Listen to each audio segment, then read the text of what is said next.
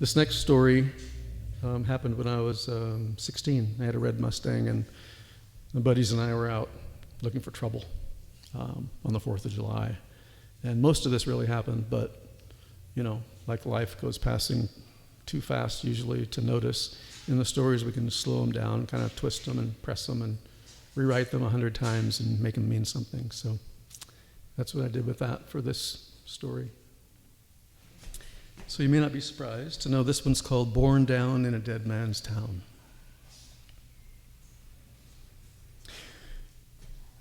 When the last passenger pressed himself into the back seat of the Mustang, someone handed him a beer. "You hear about Olson last weekend?" he said. "Tara drank herself blind, so Olson took her over to Kevin's and put her in the shower, naked. The only thing she was wearing was a football helmet. Now think about that for a minute." The trunk was full of green bottles with hogshead labels, Henry Weinhard's Blue Boar Ale, and tall red, white, and blue cans of Bud. One of the boys had a key to the local grocery store. His father was the owner. "Man, shit," said the guy in the back seat and sitting in the middle. "Some guys have all the luck. That could never happen to me. If something like that happened to me, I don't know what would happen." "I know what would happen. You'd be grateful Olson gave you the helmet." The guy in the middle tried to smile, to laugh along with the rest. Then he told himself once again not to talk so much. "That was last weekend?" the driver said. "Busy weekend. Springsteen had a busy weekend too." Springsteen was a nickname for the guy in the passenger seat. He always got to ride shotgun because his musical lifestyle inspired the most unknowns. He was dark, and he had that strong, jutting jaw. He was a drummer in a band, a real band, where all the members were over 21. Everybody wanted to be Springsteen in those days, racing in the street, in Candy's room, born in the USA. "Were you with him? So that's where you were last weekend. We were wondering where you were." "Yeah, me and the boss. We were out for a ride, weren't we, Springsteen?" "Which one of you had to wear the helmet?" "Very funny. It was your cousin Bailey wearing the helmet." "You weren't wearing a helmet, were you, Springsteen? Tell him, Bruce." "Nah." "Come on, man, what happened?" "Can't." "Can't or won't?" "Won't." "Can't." Same difference. "I think the poor guy fell in love," the driver said. "Imagine. I was driving his mom's orange Pinto. Bailey had her sights on Springsteen from the word go. She called him. See what I'm saying? If he knew why she called, you can bet I wouldn't have been there when he picked her up. But she called him. So it's a little awkward at first, me being there. But after a while, we went out to Fort Stevens. We pulled the barriers out of the ground and took off down those paved bike trails in his mom's Pinto. By then, I was the one driving. In front anyway, right, Bruce? That was a rush, peeling around out there in the dark. See, we turned off the headlights so we couldn't be seen. You could have hit someone. Can you imagine hitting someone? But they didn't, so life goes on. Go on with the story. Come on, Bruce, you tell it. It's your story. You tell it. Is it okay to talk about your cousin? Because if it's not, just tell me. Just say the word and I'll stop. It's okay. She's probably telling her own version to her own friends right now. She's probably telling everyone she slept with Bruce Springsteen. Hell, even I'd sleep with Bruce Springsteen, said the guy in the middle. Everyone took a hard look at him. Everyone but Springsteen. So anyway, while they're in back, I turn up the music, because Bailey told me to. And what happens to be in the tape deck? But the Commodores, right? Singing once, twice, 3 times a lady. From that moment on, Springsteen was doomed. He fell in love right there, lock, stock, and barrel. Cousin Bailey doesn't fall in love. You tell him that. That's what I told him. Bruce, I'm sorry to tell you, but I heard you. The driver plugged in the Commodore's cassette. Bruce began hammering out the opening beat with his hands on the dashboard, closing his eyes like he was back in the Pinto again. The three guys in back started to sing along with the Commodores. This is the last thing I want to do. Try to sing. I love you, I want you, I need you. You're 3 times a lady. Knock it off, you guys, the boss said. But he was smiling. They could see him smiling in the reflective glow of the green and red light from the stereo. Man, why doesn't that stuff ever happen to me? The guy in the middle said again. Because you'll always be the one sitting in the middle or wearing the helmet. Shit, said the guy in the middle. He was always getting picked on. Sometimes this bothered him, but most times it didn't. If you hadn't been listening to that damned ballad, you wouldn't be so cow-eyed and broken-hearted, Bruce. Yeah, like if you were listening to Brick House, instead of 3 times a lady, you'd be feeling a whole lot different. The driver fast-forwarded the tape to the other song, and the backseat entourage started singing again. The clothes she wears, the sexy ways, make an old man wish for younger days, yeah. She knows she's built and knows how to please. Now that's better. Isn't that better, boss? You're not so broken-hearted now, are you? You're not helping. Then you're a lost cause. Privately, they called themselves the Filthy Five, a title that brought on fits of false bravado that they mostly kept to themselves. It was a name they came up with after getting high and watching the Clint Eastwood movie called The Good, the Bad, and the Ugly. Mostly their courage came from the good fortune of not suffering the brunt of their own mistakes when they were together. They thought that together they could pass through the better part of hell, an exhibition of uncanny luck, overcoming dire circumstances. Like miraculously coming out alive after speeding into an especially tight corner at 75 miles an hour, the driver hanging his right tires just over the edge of the pavement inside the turn like a train holding to a track.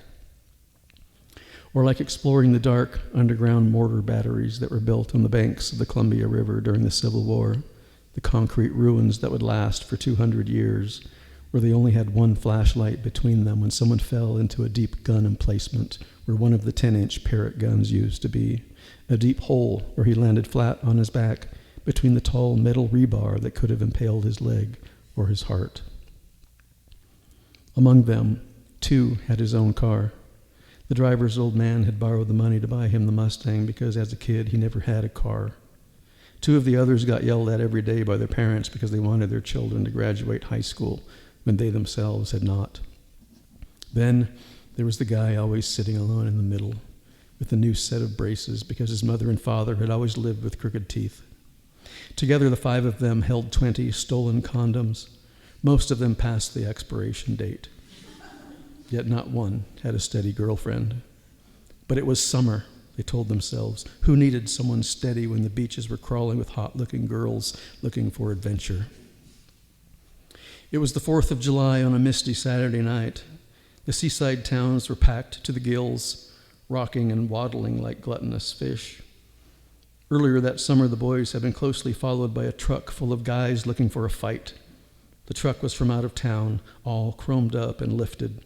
The Mustang pulled into a small parking lot to turn around when the black truck followed them in. No one remembers what insult the driver of the truck cast out, trying to incite violence with the boys in the Mustang, also lifted high over shiny chrome and wide rubber, but they remembered what their driver threw back at the driver of the truck. Well, I think you're an asshole and you're full of shit, he called back. Then the red Mustang lost the black Chevy in the small roads the boys knew so well. The Filthy Five had become invincible. They cruised along with the vibration of the engine under their seats. They could feel it in the floorboards, through the soles of their feet. The sound of the growling muffler filled their ears while the beat of popular music leaked into their hungry hearts. The last length of road taking them to the fireworks was a dark 4-lane stretch of highway that had only one curve in it. On the north end, the Mustang was headed south. The music and spirits and hopes were all sky high for the evening. There was plenty of drink, and the promise of sex was lying like a waning sun on the horizon, and no one knew this was when they would feel most free in their entire lives. The sky broke into flashes of light and white smoke lingered. In this new night, darkness, sex, and music, and sex reigned supreme. Before they reached the bend, they saw a pulsing red light bleeding toward them from around the dark corner. Traffic was backed up going both ways. There was a car crash, but only one car. Then there was a large dark hump in the road. Is that a motorcycle? Shit, look, it's a motorcycle. It can't be a motorcycle. It's too big for a motorcycle. There's no reflectors on it, no lights. Gradually the traffic moved, and they moved closer. Probably the work of some tourist. God, I thought that was an ambulance. That's a fucking meat wagon. I mean a real one, a butcher. See the logo? Who calls a butcher to a car crash? It looks like an animal. God, I think it's a horse. My cousin hit a moose once. She was driving her Dodge Charger through Idaho. She said if she had a taller car, the moose would have gone through the windshield and killed her. A moose? Where again? Idaho. What possesses somebody to hit a horse or a moose rather than stopping or steering around it, for fuck's sake? People are just dumb. You think it's hard to do, to hit something like that with your car. You think it's impossible till it happens to you. I was with my dad once when a deer jumped onto our windshield. We never saw it coming. It happened so fast, there's nothing we could do about it. But still, come on, a horse? It never happens when you expect it. I mean, who drives down the road looking all the time for horses in the road that stand right up 10, 12 feet tall in your headlights? Nobody. That's who. It just happens. You never see that type of thing happening. What kind of car is that? It's hard to tell. Looks like it could be a truck, a small truck. If it's a truck, no one's walking out alive. Doesn't matter what it was. Look at it now. I bet it was the fireworks. Our dogs hate them. They shiver and hide under the bed. I bet fireworks spooked the horse and it jumped out of its pasture. It's so dark. No, it ran through the wire fence. I can see it all happening in my head. Me too. Do you see the horse standing up in the road? I do. I see a horse standing up and that truck sweeps under it and the horse comes right down on top of it. Can you imagine that? Can you see that? I can see it. I see it too. I can't quit seeing the butcher. Imagine getting that call. Do horses scream? I wonder if the horse screamed when it was standing up before it got hit. I hear it screaming. I hear it too. It's awful. The screaming goes straight up in the air like a searchlight that disappears. They all look into the sky, and as they do, the images of the horse shrink and drain from the windows and the rearview mirrors. The flashing lights recede like a passing flood. One of the boys had the good sense to change the subject, to force the images temporarily from their heads. So what's a Commodore anyway? It's a bird, a large bird with a huge wingspan, the largest bird in North America, but they're going extinct. You're talking about a California condor. A Commodore isn't even a bird. Let's just play some Springsteen, the drummer said. I remember something flying on the album cover in the sky like a bird. It's not a bird. Springsteen, Springsteen, Springsteen said. A Commodore is an officer's rank in the Navy. No, it's not, the driver said. Not tonight, it's not. Tonight we are the Commodores. Nothing more, nothing less. Then the drummer turned the music up till they could hear it, they could feel it beating in their hearts, full blast, as high as they could go, till they all could see the sounds that they made.